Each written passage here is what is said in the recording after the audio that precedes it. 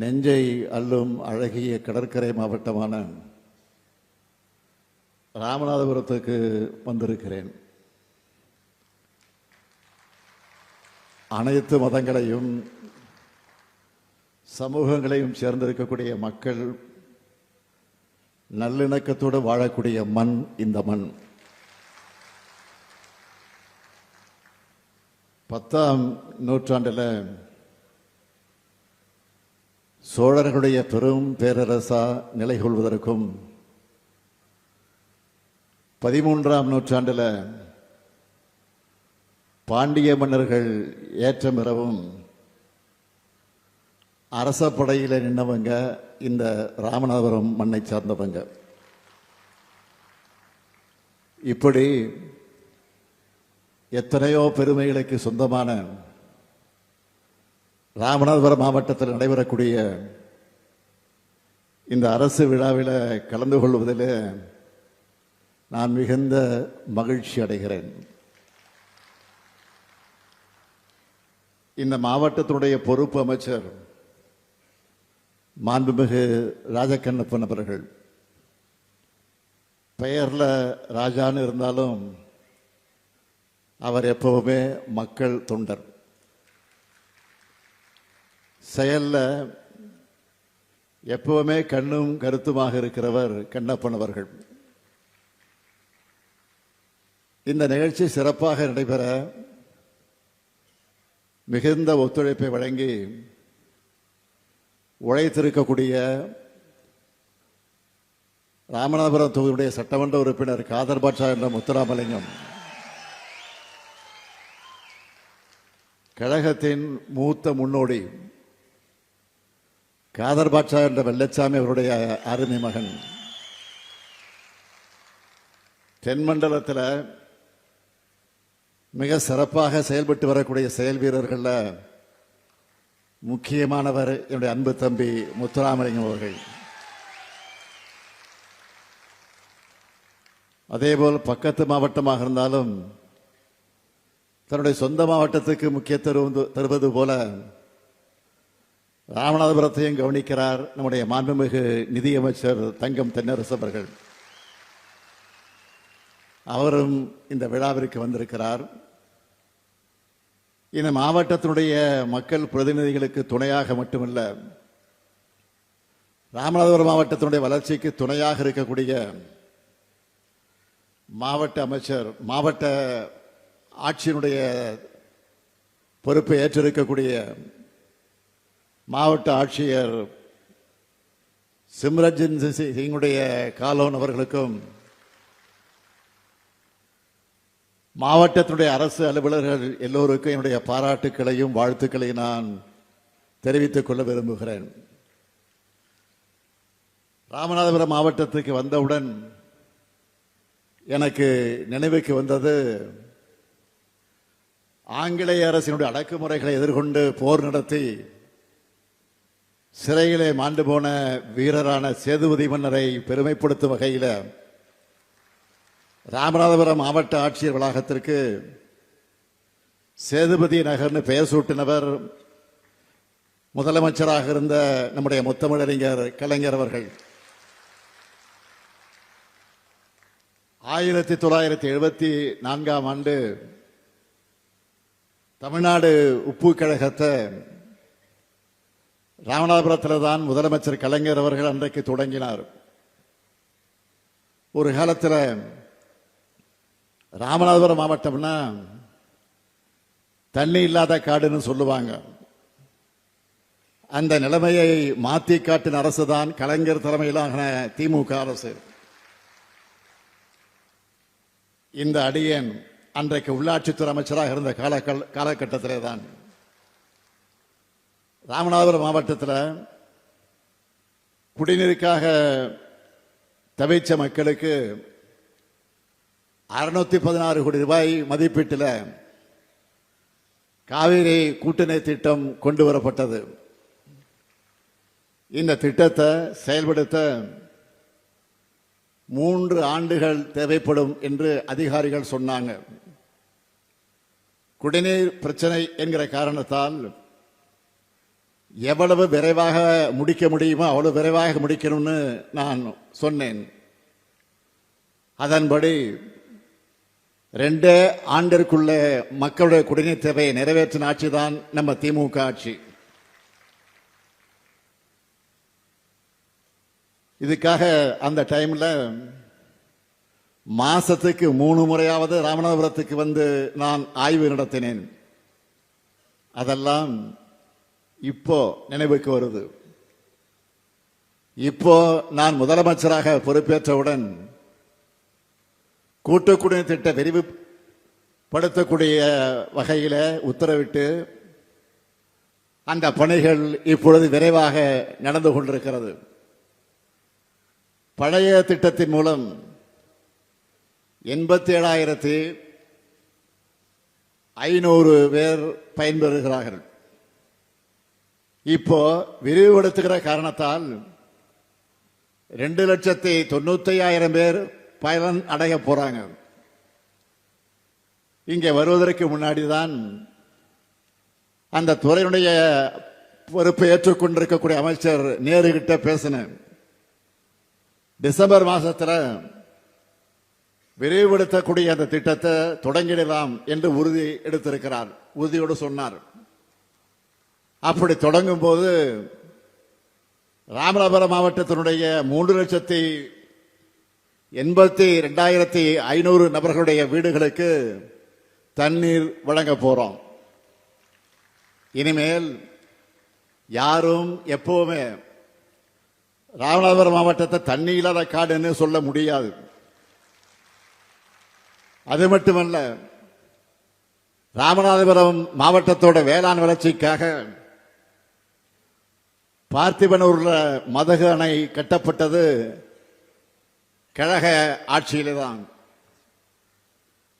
கண்மாய் ஊரணைகளை முழுமையாக தூர்வாரி வரத்து கால்வாய் அமைச்சு அதன் மூலமாக விவசாயிகள் இப்போ பயனடைகிறாங்க. கடலாடி சட்டமன்ற உறுப்பினராக இருந்த அண்ணன் சுபத்தங்க வேலன் அவர்கள் சட்டமன்றத்தில் அன்றைக்கு கோரிக்கை வச்சார். ராமநாதபுரம் மாவட்டத்தில் கிராம சாலைகள் தான் இருக்கு, நெடுஞ்சாலைகள் இல்லைன்னு சொன்னார். உடனே முதலமைச்சராக இருந்த கலைஞர் அவர்கள் 500 கிலோமீட்டர் கிராம சாலையை நெடுஞ்சாலையாக தரம் உயர்த்தி தேசிய நெடுஞ்சாலையோடு இணைக்கிற வகையில் மாபெரும் திட்டத்தை வகுத்து தந்து செயல்படுத்தினார். ராமநாதபுரம் மாவட்டத்தில் அரசு பொறியியல் கல்லூரி வேணும்னு பொதுமக்கள் கோரிக்கை வச்சதை ஏற்றுக்கொண்டு தேவிப்பட்டினம் செல்லக்கூடிய பகுதியில் அண்ணா அரசு பொறியியல் கல்லூரியை முதலமைச்சர் கலைஞர் அமைச்சார். மாவட்டத்தில் பல்வேறு இடங்களில் ஆரம்ப சுகாதார நிலையங்கள் அமைச்சது மட்டுமல்ல, ஆரம்ப சுகாதார நிலையங்களை மருத்துவமனையாக தரம் உயர்த்திருந்த காரணத்தினால இன்றளவும் பொதுமக்கள் பயனடைந்து கொண்டிருக்கிறார்கள். சுனாமியில பாதிக்கப்பட்ட ஏழை எளிய மீனவர்களுக்கு பல கோடி ரூபாய் மதிப்பு ராமேஸ்வரம், தங்கச்சி மடம், பாம்பன், மண்டபம், தொண்டி, சாயர்குடி உள்ளிட்ட பல்வேறு இடங்கள்ல 5,000 சுனாமி குடியிருப்புகள் கழக ஆட்சியில கட்டித்தரப்பட்டுச்சு. இதனால கான்கிரீட் வீடுகள்ல மீனவர்கள் குடியேறினாங்க. மாவட்டத்தின் பல்வேறு பகுதிகளில் உயர்மட்ட பாலங்கள் கட்டப்பட்டுச்சு. ராமநாதபுரம் கீழக்கரையுடைய பாலைவன பூங்கா அமைக்கப்பட்டுச்சு. இப்படி சொல்லிக்கிட்டே போகலாம். அது மட்டுமல்ல, நம்ம திராவிட மாடல் ஆட்சியிலும் நிறைய திட்டங்கள் ராமநாதபுரம் மாவட்டத்திற்கு கடந்த 4.5 ஆண்டுகள்ல கொண்டு வரப்பட்டிருக்கு. தனுஷ்கோடி மேம்பாடு, அரியமான் கடற்கரையில் சாகச சுற்றுலா மையம் அமைப்பதற்கான ஏற்பாடு, ராமநாதசாமி கோயிலில் 17 திருப்பணிகள், மாஸ்டர் பிளான் பணிகள் நெடுஞ்சாலைத்துறை சார்பில் 219 பணிகள், 154 புதிய கட்டிடங்கள், நகராட்சி நிர்வாகத்துறை சார்பில் 231 பணிகள், 22 மினி பேருந்துகள், திருவாடனை அணைக்கட்டு, 90 கூட்டுறவு சங்கங்களுக்கு பால் தர பரிசோதனை கருவிகள்னு மொத்தமா 3250 கோடி ரூபாய் மதிப்பிலான 46,770 வளர்ச்சி திட்டப்பணிகள் நடந்து கொண்டிருக்கிறது. 12,105 கோடி ரூபாய்க்கு நலத்திட்ட உதவிகள் வழங்கப்பட்டிருக்கு. இது மட்டுமல்ல, நம்ம அரசோட மாநில அளவிலான முத்திரை திட்டங்கள்ல ராமநாதபுரம் மாவட்டத்தை எத்தனை பேர் பயனடைந்திருக்காங்க என்று விவரத்தை சொல்ல வேண்டும் என்று சொன்னால் 2,36,000 சகோதரிகளுக்கு கலைஞர் மகளிர் உரிமை தொகையா மாதம் 1000 ரூபாய் கிடைக்குது. 8 லட்சத்திற்கும் மேற்பட்ட உள்ளவர்கள் பல்வேறு உதவி தொகைகளை பெற்றிருக்காங்க. 83,483 குழந்தைகளுக்கு தினந்தோறும் ஊட்டச்சத்து நிறைந்த காலை உணவு அன்போடு பரிமாறப்படுகிறது. 1,85,543 மீனவர்களுக்கு பல்வேறு நலத்திட்ட உதவிகள் தரப்பட்டிருக்கு. 55,000 மாணவர்கள் நான் முதல்வன் திட்டத்தில் பயிற்சி பெற்றிருக்கிறாங்க. 24,722 வீட்டுமனை இலவச வீட்டுமனை பட்டா வழங்கி இருக்கிறோம். 6,000 பேருக்கு கலைஞர் கனவு இல்ல வீடுகள் கட்டப்பட்டு வருது. பட்டியலின மக்களுக்காக நாம செயல்படுத்திக்கிட்டு இருக்கக்கூடிய பல்வேறு நல திட்டங்களை சொல்லணும்னா சமூக நலத்திட்டங்கள் மூலமா 78,000 ஆதி திராவிட மக்கள் பயனடைந்திருக்கிறாங்க. புதுமை பெண், தமிழ் புதல்வன், நான் முதல்வன் என்று நம்ம திராவிட மாடல் அரசினுடைய மாணவர்களுக்கான திட்டங்களை சேர்த்தா இந்த லிஸ்ட் நீண்டு கொண்டே போகும். அதுல பயனடைந்த சில மாணவர்கள் தங்களுடைய சக்சஸ் ஸ்டோரியா சமீபத்தில் சென்னையில் நேரு விளையாட்டரங்கத்தில் நடத்தினோமே கல்வியில் சிறந்த தமிழ்நாடு நிகழ்ச்சியில் அங்கு மாணவர்கள் விவரிச்சாங்கள, பேசுனாங்கள. நீங்கெல்லாம் அதை கண்டிப்பா செய்திகளையும் சோசியல் மீடியாவில பார்த்திருப்பீங்க. இப்படி ஒவ்வொருத்தருடைய தேவையையும் கனவையும் நிறைவேற்றக்கூடிய அரசா கழக அரசு செயல்பட்டு வருது. இதோட தொடர்ச்சியாகத்தான் இன்னைக்கு இந்த விழா நடைபெறுது. மொத்தம் 738 கோடி ரூபாய் மதிப்பிலான திட்டங்களுக்கான விழா இந்த விழா. மிக முக்கியமா ராமநாதபுரம் பேருந்து நிலையம், தங்கச்சி மடம் அரசு மேல்நிலைப்பள்ளி கட்டடம், கோயிலாங்குளத்தில் சமூக நீதி விடுதி, பரமக்குடி பகுதியில் கல்லூரி மாணவர்களுக்கான சமூக நீதி விடுதி ஆகியவற்றை திறந்து வச்சிருக்கிறேன். எவ்வளவுதான் சொன்னாலும் இங்க வந்துட்டு புதிய அறிவிப்புகளை வெளியிடாம நான் போக முடியாது. நம்ம அமைச்சர் அதே போல நம்முடைய எம்எல்ஏ உள்ளிட்டோர் முன்வச்சிருக்கக்கூடிய கோரிக்கையின் அடிப்படையில் 9 புதிய அறிவிப்புகளை நான் இப்பொழுது வெளியிட போகிறேன். முதலாவது அறிவிப்பு, ராமநாதபுரம் நகராட்சியில் தேசிய நெடுஞ்சாலை பகுதி 4 வழித்தடத்திலிருந்து 6 வழித்தடமா 30 கோடி ரூபாய் செலவில் மேம்படுத்தப்படும்.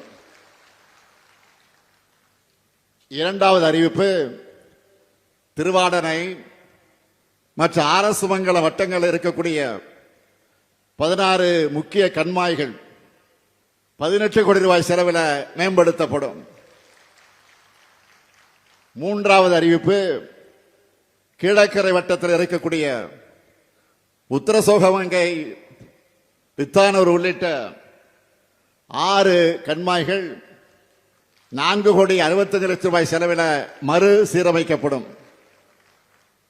4வது அறிவிப்பு, கடலாடி வட்டத்தில் இருக்கக்கூடிய செல்வானூர் கண்மாய் 2 கோடி 60 லட்சம் ரூபாய் மதிப்பீட்டிலும், சிக்கல் கண்மாய்கள் 2 கோடி 30 லட்சம் ரூபாய் மதிப்பீட்டிலும் மறு சீரமைக்கப்படும்.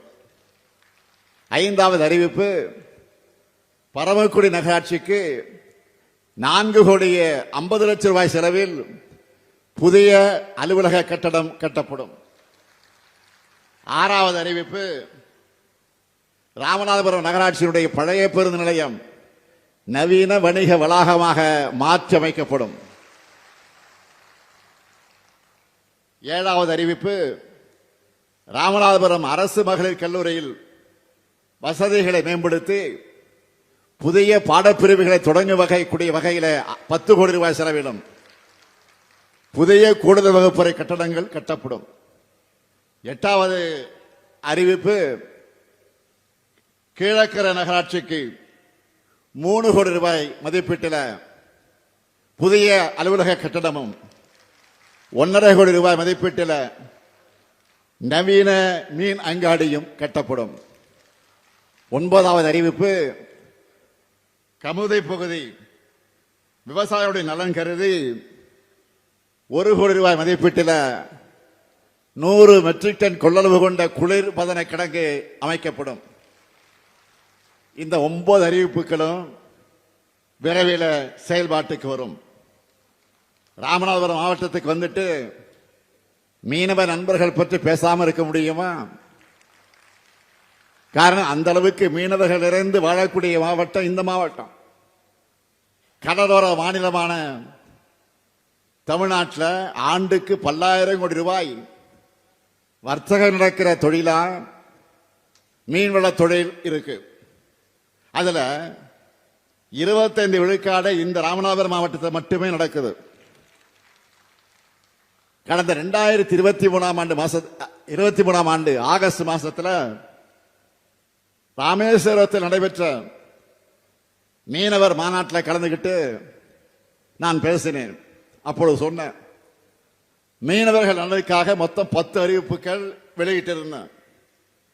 அந்த 10 அறிவிப்புகளுமே நடைமுறைப்படுத்தப்பட்டு இருக்குன்னு மகிழ்ச்சியோடு நான் இங்கே பதிவு செய்கிறேன். இன்னும் சொல்ல போனா, அறிவிப்புல குறிப்பிட்டதை விடவும் அதிகமாகவே செயல்படுத்திக்கிட்டு இருக்கிறோம். அதை நான் பெருமையோடு இங்கே பதிவு செய்கிறேன். எடுத்துக்காட்டுக்கு 45,000 பேருக்கு மீன்பிடி தொழிலுக்கான கூட்டுறவு கடன் வழங்கப்படும் அறிவிச்சிருந்தேன். ஆனா இன்று வரை மொத்தம் 81,588 மீனவர்களுக்கு 687 கோடி ரூபாய் கூட்டுறவு கடன் வழங்கப்பட்டிருக்கு. சொன்னதை செய்வது மட்டுமல்ல, சொன்னதை தாண்டியும் நன்மை செய்யும் ஆட்சி இந்த ஆட்சி. அதேபோல் கடுமையான உழைப்புக்கு புகழ்பெற்ற நம்ம ராமநாதபுரம் மீனவர்கள் கோரிக்கை ஏற்று நீங்க கேட்ட இடங்கள் எல்லாம் மீன் இறங்கு தளங்கள், கூடுதல் கட்டமைப்பு வசதிகள், தூண்டில் வளைவு போன்ற வசதிகளை ஏற்படுத்தி கொண்டிருக்கிறோம். மேலும் மீன்பிடி தடைக்கால நிவாரண தொகை 8,000 உயர்வு, மானிய டீசல் அளவு உயர்வு, வீட்டுமனை பட்டான்னு எல்லாமே செஞ்சு கொடுக்கிறோம். நாம இவ்வளவு பண்ணி கொடுத்தாலும் நம்ம மீனவர்களுக்கு இருக்கக்கூடிய மிகப்பெரிய பிரச்சனை என்ன? இலங்கை கடற்படையால் ஏற்படுகிற தாக்குதல். இதுல நாம் தொடர்ந்து அதில் ஈடுபட்டு கண்டிக்கிறோம், போராட்டம் நடத்துகிறோம். ஆனா ஒன்றியத்தை ஆளும் பாஜக அரசு நம்ம மீனவர்களை காக்க எதுவும் செய்யல. கச்சத்தீவை மீட்பதுதான் சரியான தீர்வாக அமையும்னு தமிழ்நாடு சட்டமன்றத்தில் தீர்மானத்தை நிறைவேற்றி ஒன்றிய அரசுக்கு அனுப்பி இருக்கிறோம். இதை வச்சு இலங்கை அரசுக்கு ஒன்றிய பாஜக அரசு ஒரு கோரிக்கையை வச்சிருக்கணும். அதை செய்யக்கூட பாஜக அரசு மறுக்குது. இலங்கை சென்ற இந்திய பிரதமரும் இதை வலியுறுத்த மறுக்கிறார். கச்சத்தீவை தரமாட்டோம்னு இலங்கையினுடைய வெளியுறவுத்துறை அமைச்சர் சொல்லுகிறார். இதுக்கு இந்திய வெளியுறவுத்துறை அமைச்சர் ஏதாவது மறுத்து பேசியிருக்க வேண்டுமா வேண்டாமா? தமிழ்நாட்டு மீனவர்கள்லாம் மட்டும் அவர்களுக்கு இலக்கணமாக போச்சு. நாம இந்தியர்கள் இல்லையா? தமிழ்நாடு தமிழர்கள் என்றாலே ஒன்றிய பாஜக அரசுக்கு ஏன் கசக்கிறது? தமிழ்நாடு மேல அவங்களுக்கு இருக்கக்கூடிய வன்மத்தை எப்படியெல்லாம் காட்டுறாங்கன்னு நான் சொல்லித்தான் நீங்கள் தெரிந்து கொள்ள வேண்டிய அவசியத்தில் இல்லை.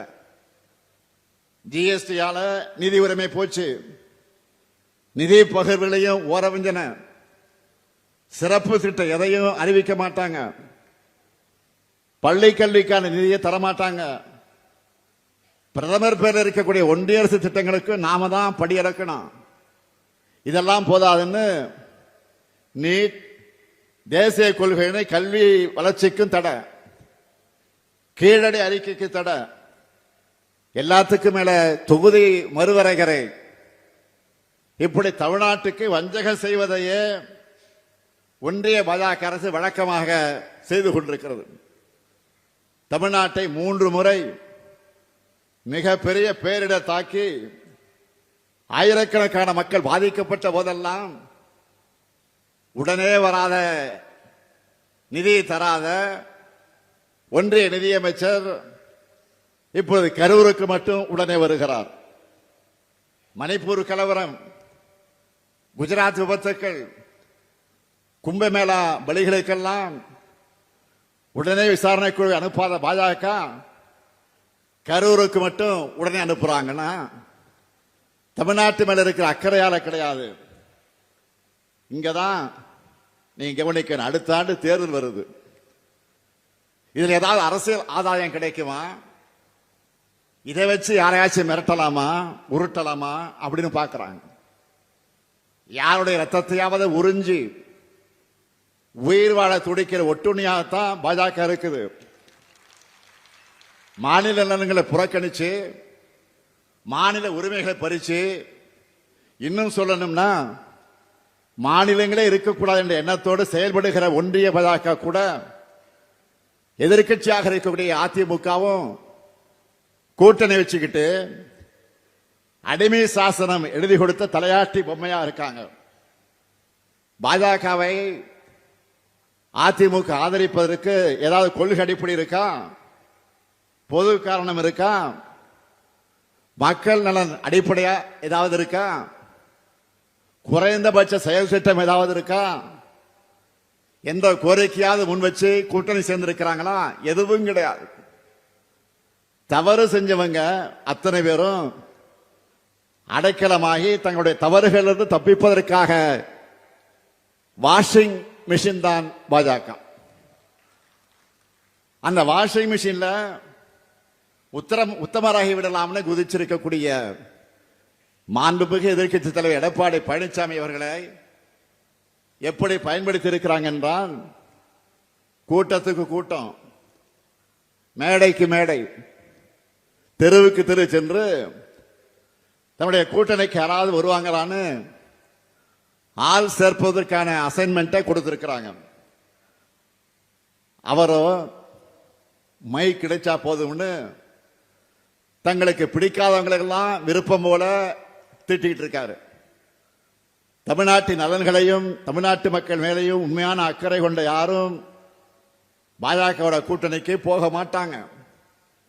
ஏன்னா நாட்டு மக்களை துண்டாடும் RSS இயக்கத்தோட கொள்கைகளை முழு வீச்சில் செயல்படுத்தி இருக்கக்கூடிய அரசியல் முகம், அதிகார பலம் தான் பாஜக. அதிலும் 3வது முறை மக்களுடைய ஆதரவு குறைஞ்சு ஒரு சிலரின் ஆதரவோடு ஆட்சி அமைச்ச பிறகு RSS பாதையில வேகமாக நடைபோட ஆரம்பிச்சிருக்கு பாஜக.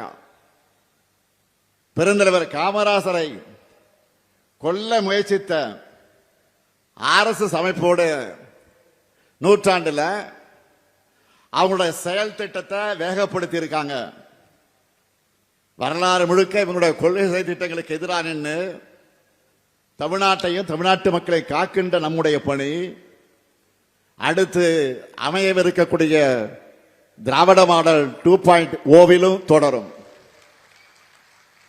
தமிழ்நாட்டின் வளர்ச்சிக்கும் தமிழ்நாட்டின் உரிமைகளுக்காகவும் போராடி மக்களுடைய தேவைகளை உணர்ந்து உங்களுடன் ஸ்டாலின், நலன் காக்கும் ஸ்டாலின், தாயுமானவர், அன்பு கரங்கள்னு உங்களுக்கு வேண்டியதை செஞ்சு கொண்டிருக்கிறோம்.